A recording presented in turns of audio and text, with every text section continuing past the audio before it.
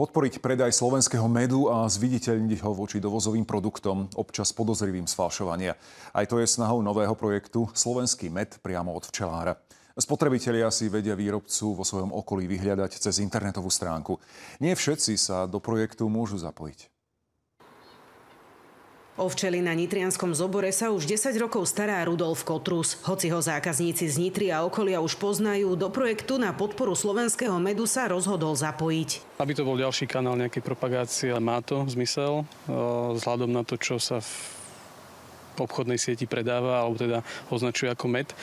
Veľký problém je, že Slovensko nemá laboratória, ktoré by dokázali rozoznať, čo je med a čo nie je med. Každý, ktorý má záujem takýmto spôsobom prezentovať svoj med, dostane certifikát o kvalite svojho medu, ktorý prejde skúškou. Chovu včiel sa na Slovensku venuje asi 24 000 chovateľov. Do projektu sa budú zapájať postupne a podľa svojej vôle. Nie každý však túto možnosť bude mať. Projekt je určený len pre členov Slovenského zväzu včelárov, ktorých je asi 16 000, zvyšných asi 8 000 chovateľov sa zapojiť nemôže. Každý krok, ktorý je k propagácii nejakého slovenského produktu, ktorý je naozaj kvalitný, a náš slovenský med je určite veľmi kvalitný, tak je len vítaný. Oveľa lepšie by podľa mňa bolo, pokiaľ by sa tam mohol zapojiť každý včelár. To, že by sa tak v budúcnosti mohlo stať, zástupcovia projektu nevylučujú. Myšlienku aktivovalo a financuje Slovenský zväz včelárov. Je tu nápomocná platobná agentúra, ktorá